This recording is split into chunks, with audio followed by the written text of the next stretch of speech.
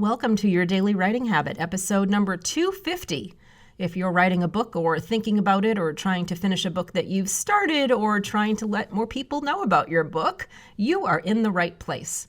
Good morning. I'm your host, Christine Whitmarsh, also known as Christine Inc., I-N-K, like the stuff you write with if you want to look me up online. Each day I'm sharing with you the writing habits I've learned over my 18 years as a ghostwriter, book coach, and author. I have found that three things in particular have a huge impact on your success as an author, and they have the ability to turn a quote-unquote non-author into a published one. Those three things are writing fundamentals, productivity, and mindset habits. Here's today's quote. There is virtue in work, and there is virtue in rest. Use both and overlook neither. Alan Cohen.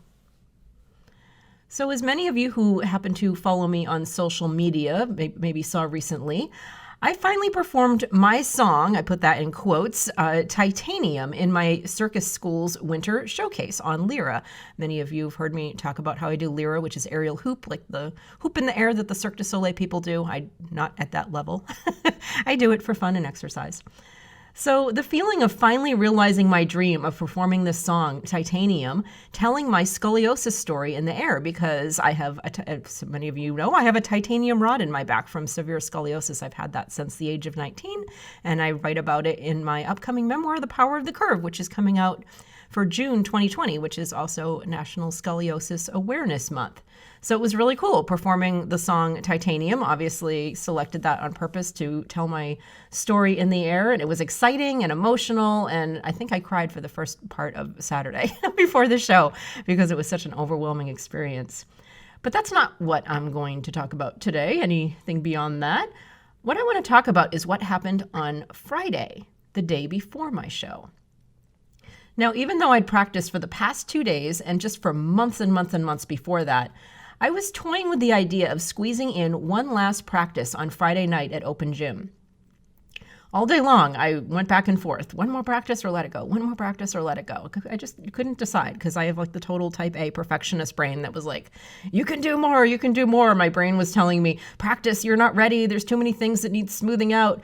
Like, what's that crazy thing you're now doing with your leg during the side climbs? And, you know, my brain came up with a million reasons why I needed one more practice. But my body and my soul, and let's face it, my intuition respectfully disagreed, and they voted very loudly, and they said, rest. And I got it. You know, I realized I'd done everything I could by that point, and nothing that would happen at a last-ditch nighttime practice was going to produce any new and exciting miracles in my showcase routine.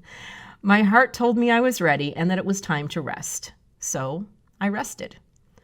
I trusted in my training, my mind, my muscle memory, and I let it go. And you know what? The show went beautifully, and I had a great time up there.